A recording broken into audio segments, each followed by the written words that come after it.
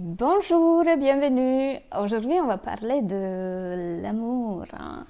Comment trouver un partenaire et sortir de la spirale des relations bof-bof.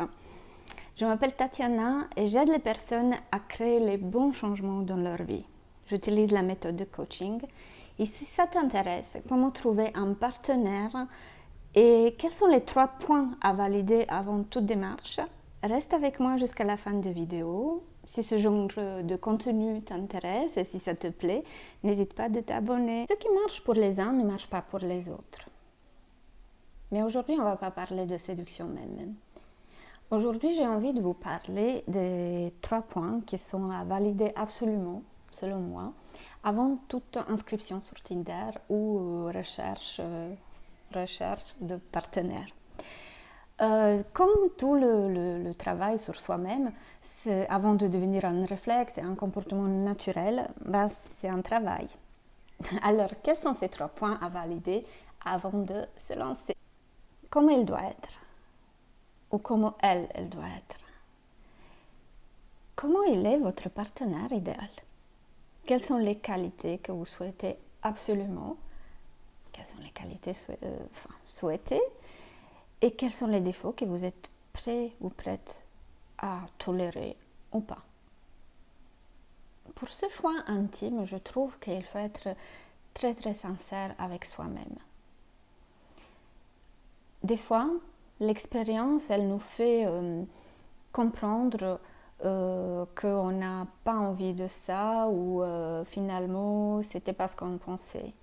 Par exemple, je sais pas, j'ai une amie qui voulait un homme sportif, mais finalement elle se trouvait à passer toutes les soirées à regarder la télé sur son canapé, alors que son chéri, elle passait ses soirées à la salle de sport. Donc finalement, elle s'est dit, ah ben non, en fait, j'ai pas envie de ça. Ou est-ce que vous êtes prêt à vivre avec un fumeur ou pas? Cette technique vraiment d'une bonne réflexion, d'une sincérité absolue envers soi-même, ça peut vous éviter d'embrasser 150 crapauds avant d'arriver à votre prince charmant. On arrive à la question numéro 2. Comment il doit être avec moi? Qu'est-ce qui est important pour moi? Et comment je veux qu'il se comporte avec moi dans notre relation? Qu'est-ce qui est important? Qu'elle soit fidèle.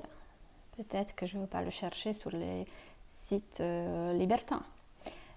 Ou qu'il soit gentleman. Ou qu'il... je ne sais pas, il n'est pas macho. Ou je ne sais rien, c'est vos critères, mais ils sont importants. Comment votre chéri va être avec vous? Alors, nous avons posé le portrait de notre chéri idéal. Il est bon, hein? Mais le plus dur, je vous laisse pour la fin. Le point numéro 3 est comment moi je dois être pour que cet homme magnifique, il a envie d'être en relation avec moi.